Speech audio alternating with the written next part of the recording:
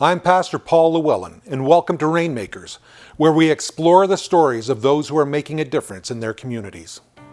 On today's show, we follow the inspiring journey of Teresa Ferreira, a devoted community servant based in London, Ontario, whose compassion knows no bounds.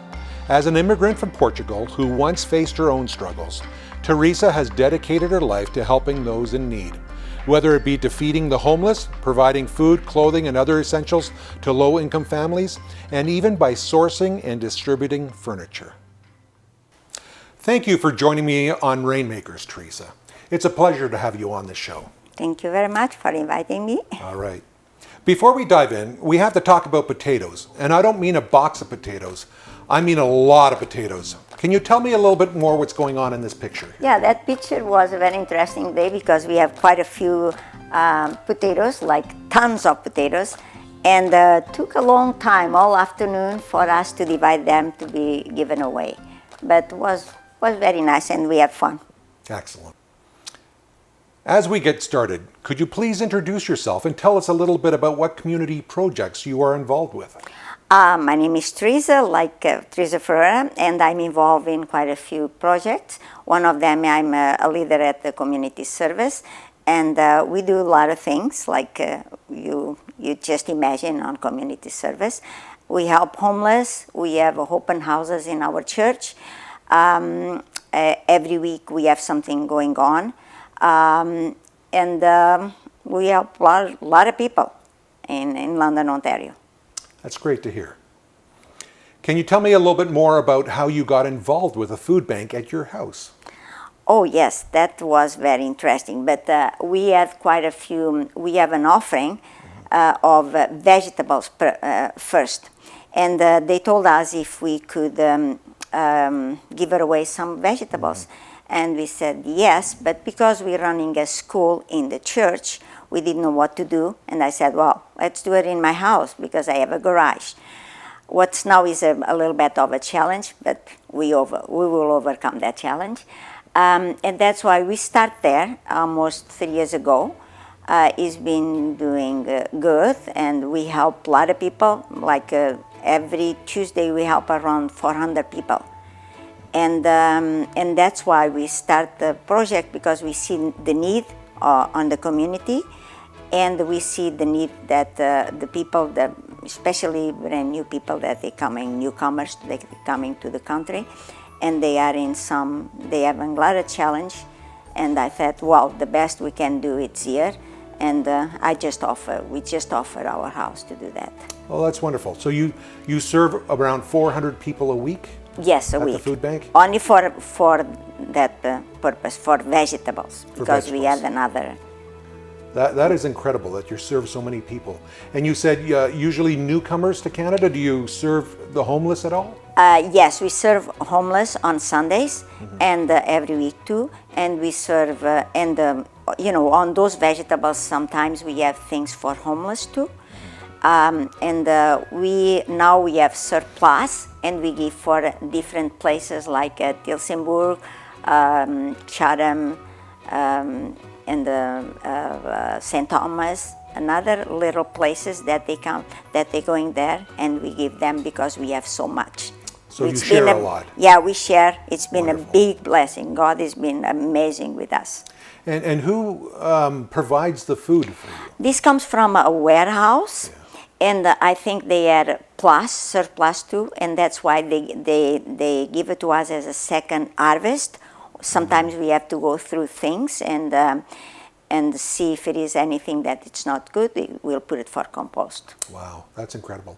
Do the local farmers just show up and supply some of their extras from the harvest? No, not to us, because we have enough. And the problem too, we need people to help us, because it's a big job. I can imagine. It's a big job. Is your house located in a strategic location to serve the people who come into your home-run food bank? Not really. It's in a street that we don't know what is good. What is a big plus it is that we don't have any houses in front of us, just on the side where we live, and people they accept it. But now we're having a problem with that.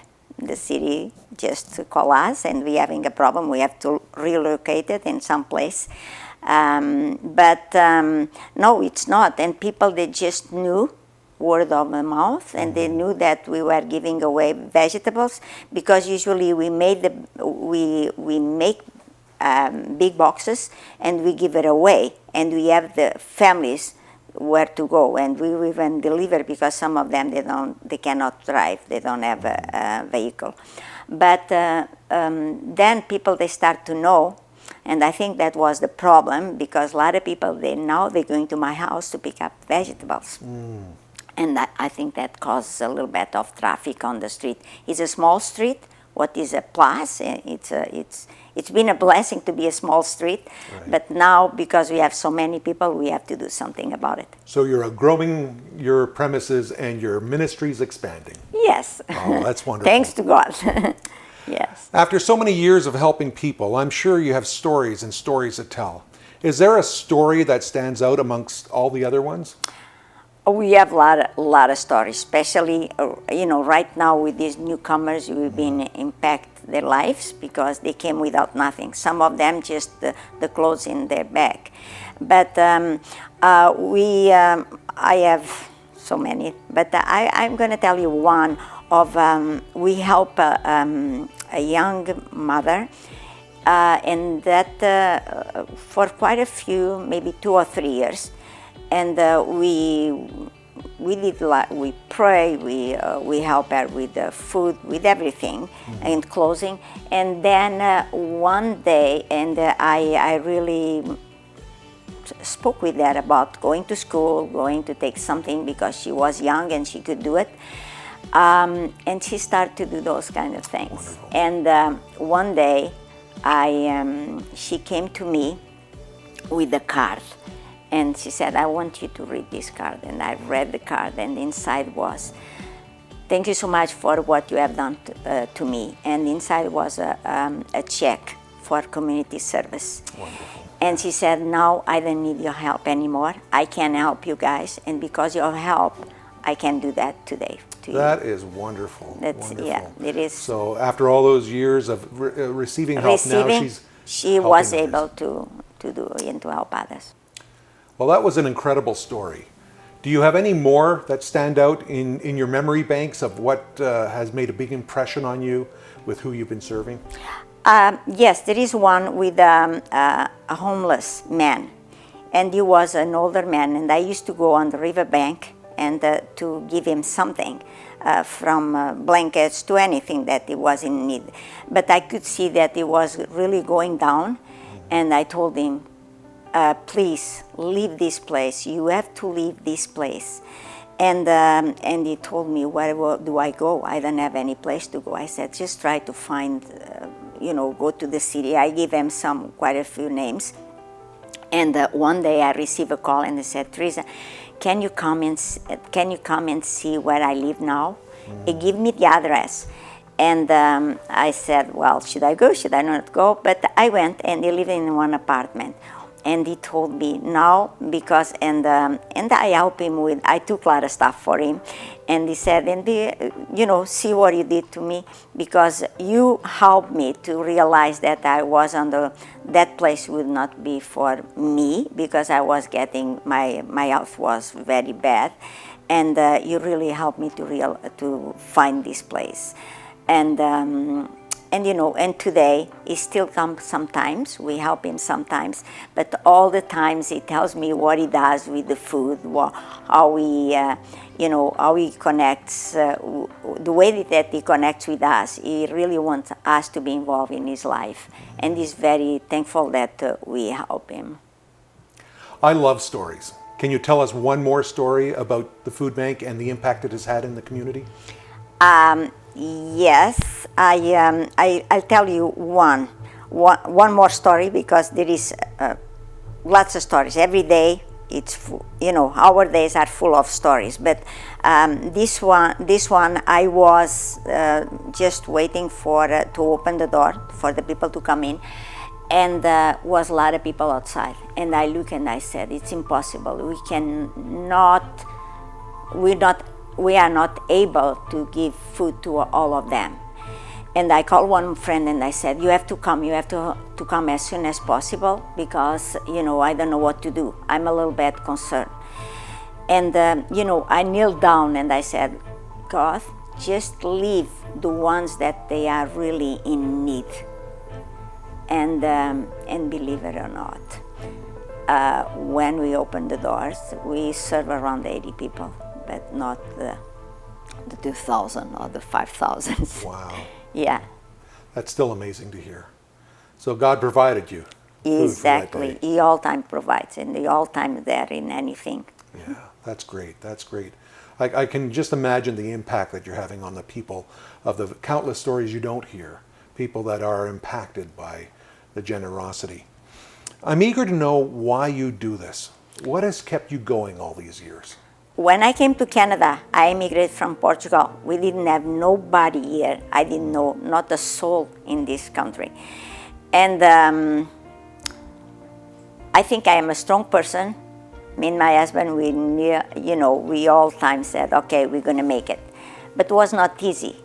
And on the beginning, I had one person that they didn't know us at all, but they came to my house and they brought me quite a few things.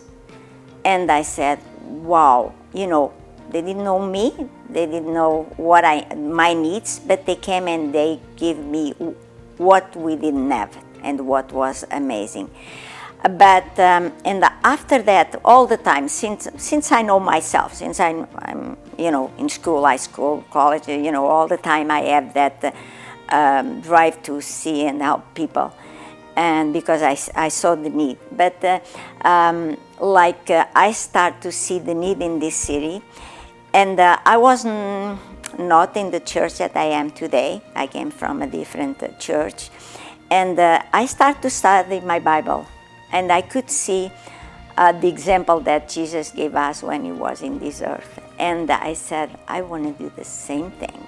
Because I could see all the need. I saw all the struggles that the people they went through, like myself, and that's why I keep going, and God gives me the strength every day and every moment of my life. That's incredible.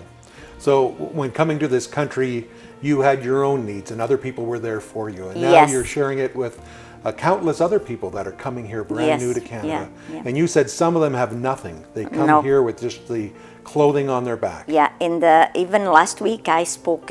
Someone came to my house, to my garage, and she came from Pakistan, and she told me, Teresa, I just came the way that I am. Nothing. Me and my husband, we just came with the clothes in our bag, all wet and everything. But we came to this country, and she's brand new in Canada. And she, she goes there too. And now she helping us there too. But she takes stuff for herself. Yeah, That's beautiful. It is a lot of stories out there that some we know and some we don't know, and that's why we see the need, and we have to help. We cannot close our eyes and not to do it. What role do you think faith communities should play in addressing the social issues presented in society today? I think they should be a little bit more aggressive. Does mean that we cannot go helping all issues and go through all the issues that the society really needs help. But sometimes people, they don't get involved because they think, oh, I'm going to spend a lot. But sometimes you don't need to spend a lot. And I'm going to tell you, wasn't a family in London, Ontario, that was killed by a truck. I don't know if you heard, from a Muslim family, and was terrible what happened. And sometimes even if we didn't know how to help, But we went to the community and we told them, we are here to support and to help. If you need something, just talk with us. And that's what everybody should do. Doesn't need to, to get so involved in financial, because sometimes we don't have the means, right? But we can do a lot of things, even just for them to know that we are there. And I think we are very good on writing on paper all the things that we should do, and that we can implement, and we don't do that. And I really hope, and I'm praying all the time, that all the communities, they could get more involved and do more things. Yeah. There's so much need out there. There is so much need that, just looking. And some people, they don't, seems like they see it, but they don't do nothing about it. And it's easy to get involved. Yeah, and you're saying easy. we don't have to be No. wealthy to do No, that. We you just don't. have to make ourselves available. Yeah, have do the that. time and go and see, I'm here. If I can support you in something, I'm here to support you. Yeah. When Jesus came to this earth, that's what he did. That's what he did. He was there for people. He helped them in their illnesses. He helped them in their situations. Everything that they were going through, he was there for them. That's right, yes. And so we are the hands and feet of Jesus. That we are. Oh, And that's what we have to do. That's great. But some people, they don't see that. Yeah. They don't have that thing of a mission in themselves. And so faith communities, all they need to do is get involved with the communities that are around them. That's right. There's always a need where they can help somebody out in need. Whether that's clothing, whether that's furniture, whether that's food. That's just listen to them. Just listen. Sometimes there's a lot of problems. Like mental health is a big problem, but if you just listen and to talk with them, to give them some hope. Yes, all that, it's free. And that's easy to do. Yeah, it's easy. It's just easy go to be and, with somebody and to just hear them. Hear them. Yes. Yeah. I have to say something. One day I went to a subdivision with our truck and to give away things, and was a very neat subdivision, and the people there, they came to the truck and said, how much do we have to pay? I said, that's free. You just take what you need. And they say, are you guys human? What's going on here? I said, what do you mean? I'm like you, you are like me. Well, what's the question? Because nobody ever done that to us. Nobody ever came to our subdivision and help us, tell us, you can take what you need. Wow, that's a profound statement. It must be that we don't have enough people out there showing kindness to other people. No, and I'm going to tell you something else. There is a man that we call Grandpa among the homeless, and one day I promised him to take him snow pants and a snow coat. And that day I took him, it was a Sunday, and I said, Grandpa, I have something for you. And he came to me and he said, what do you have? I said, do you remember what I promised you? I said, yes. And I gave him the snow pants. He put it right away because it was a very cold day. And then he looked at me and he told me, I have something for you. I said, I don't want nothing from you. I just want to help you. And he brought the scarf. And on the scarf, I said, no, you cannot give me your scarf. You need the scarf for outside. It's very cold. He said, no, please. You give me something, I have to give you something too. And then he opened the scarf, and inside it is something written that says, please don't forget us. We all cry on that moment because it was very emotional. And we brought the scarf home, we wash it, and we have the scarf. Wow, so it still says it, don't forget. Don't forget us. Wow, that's incredible. That's nice. It's so nice that you can be there for people in sometimes their most needy place that they are in, that we can be there and help them out. Oh yes, and these people that they don't volunteer to do those kind of things, they miss a lot. Yeah. Because that's, that makes our life alive. And make us to see, wow, what we can do with a small thing. Right.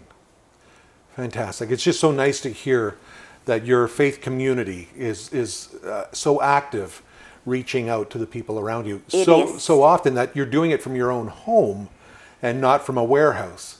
And so people are coming to your home. Have you ever had anybody call you in the middle of the night or knock on yes. your door? Oh yes, yes, Yeah. yes. We have, and sometimes my phone is so full that you don't even imagine. But Really?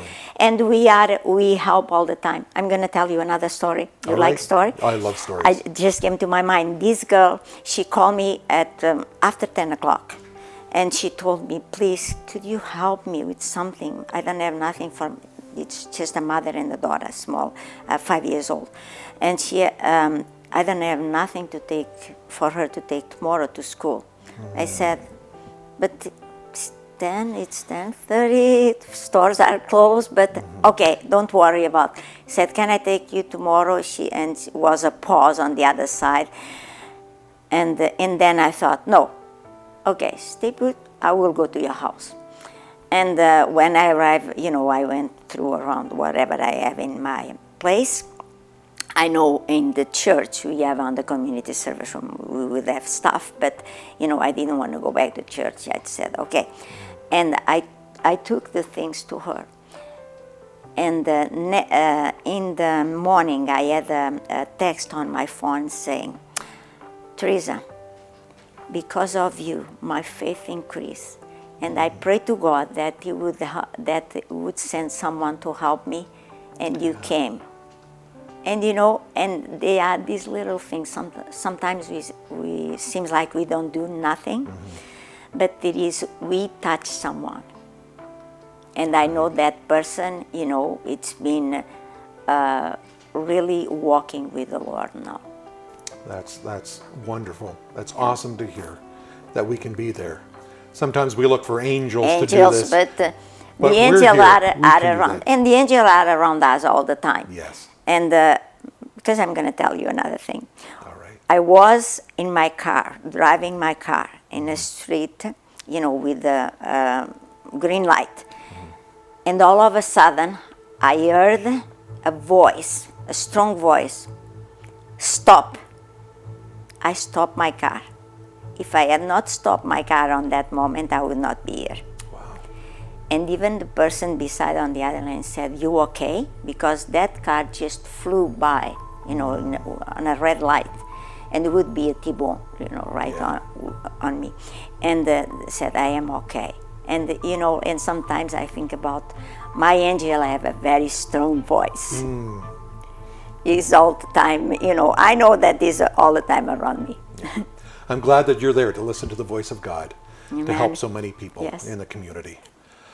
What does the future hold for the food bank and the other ministries that you're involved in? Well, for the food bank, it's sometimes it is hard because we depend on donations. But up to today, thanks to the Lord, we have all the time donations. Every day we have donations, and I hope my hope would be that we would not have to have for people to depend on food bank. But the poor they will be among us all the time. And I really hope that we will that we will be able to be there. I don't know, when I leave the food bank, I would like to have someone younger to continue with the food bank. We have some volunteers, but God knows everything, and we don't know the future. And I hope that Jesus will come before